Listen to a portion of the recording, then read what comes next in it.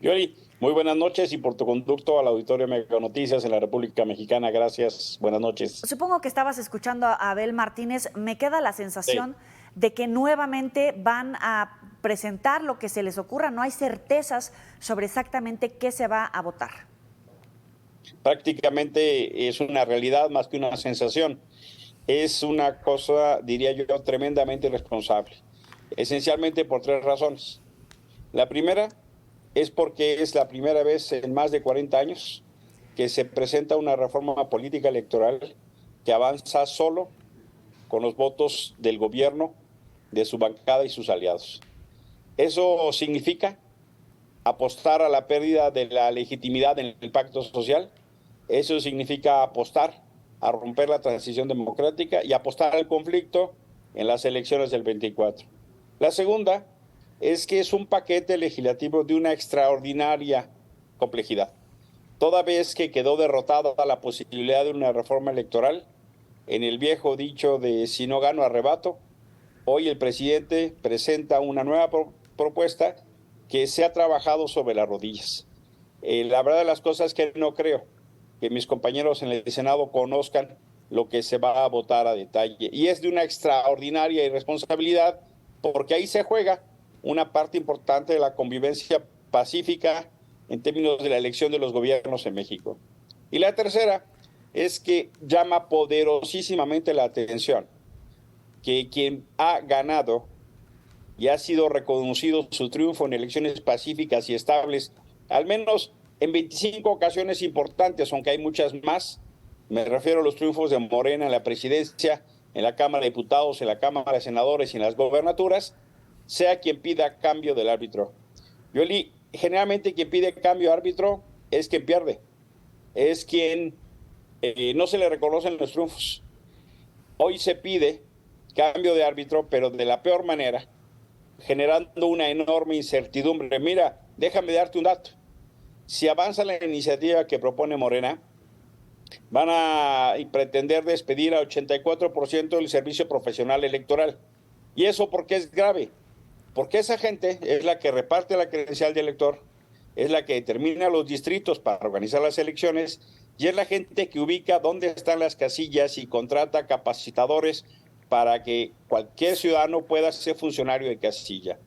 Lo que puede estar en riesgo es que por primera vez en año, en el 24, por primera vez en muchos años, en el 24, no se instalen casillas, por ejemplo, Joeli. De ese tipo de cosas hoy estamos hablando y ni siquiera hay certeza para el día de mañana que te pone una muestra de la extraordinaria gravedad que hoy afrontamos. Emilio, tú has sido muy cuidadoso en revisar no solamente la letra chiquita, sino las leyes que se votan. En algún momento platicábamos de la reforma en materia de seguridad y hablábamos de la importancia y la gravedad de el hecho de que Morena y sus partidos aliados no lean lo que están aprobando, lo voten a ciegas y de todas formas cuando se dan cuenta que están cometiendo actos inconstitucionales, lo pasen a la Suprema Corte como tratando de sustituir el poder judicial de la labor del legislativo. Hay una simulación de la división de poderes, del peso de esos legisladores. ¿Están renunciando a sus obligaciones? Sí, sí están renunciando a sus obligaciones, pero mira, es de una profunda irresponsabilidad. ¿Cómo así que aprueban unas leyes y el propio presidente de la República y el propio secretario de Gobernación nos dicen que tienen violaciones a la Constitución?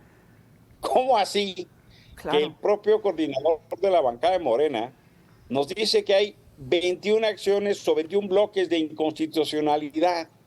Eso es gravísimo. Y lo más grave resulta que quieren seguir adelante.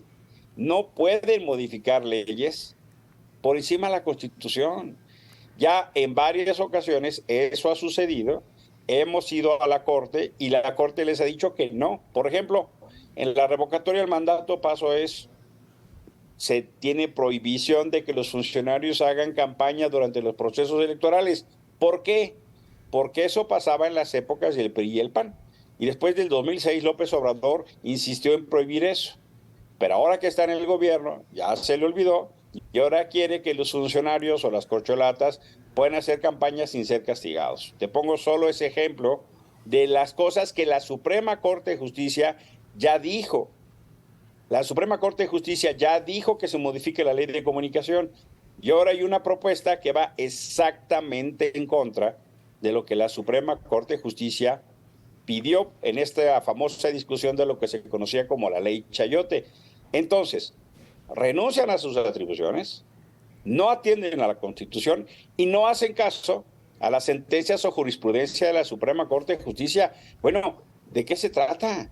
Y mira, no ¿De deja de ser debilitar el sorprendente. Estado de Derecho? ¿De llevarlo a tierra de nadie a ver que se defina cuando se pueda?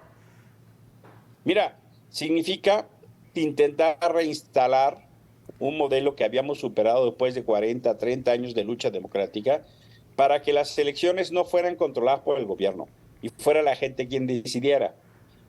Esta reforma,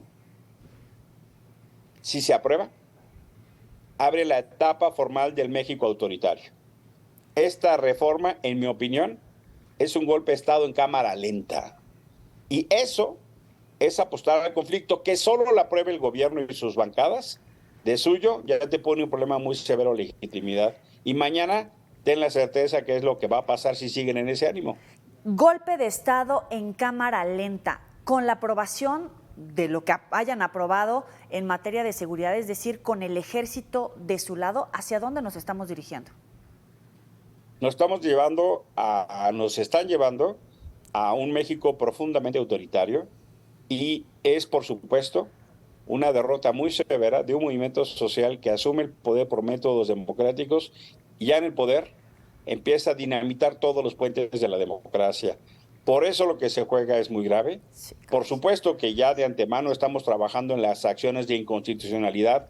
De suyo, tengo que decirte que hemos encontrado severos vicios en el proceso parlamentario que por supuesto vamos a invocar. Ya hoy estuvimos discutiendo el bloque de contención en el Senado, las estrategias para la acción de inconstitucionalidad, y decía Enrique Krause, está el Senado, sigue la Corte, pero también las y los ciudadanos para presionar. Hoy en el Senado hubo una expresión muy importante de ciudadanos de Unidos, Unidas, Unidos, para hacer saber lo que ahí se juega, porque no podemos quedarnos cruzados de brazos ante una intentona tan peligrosa. ¿Cuál va a ser la postura de la oposición, del Grupo Plural frente a Monreal? Porque escuchábamos hace unos momentos, ya basta de tibiezas, ha coqueteado con la oposición, sin embargo, pues está tratando de pasar esta reforma del presidente López Obrador. Es momento de definiciones, efectivamente. ¿Qué va a pasar con Ricardo Monreal? Es como decía Germán Martínez del Grupo Plural, el senador Germán Martínez, un momento de definiciones. La ecuación tiene dos extremos.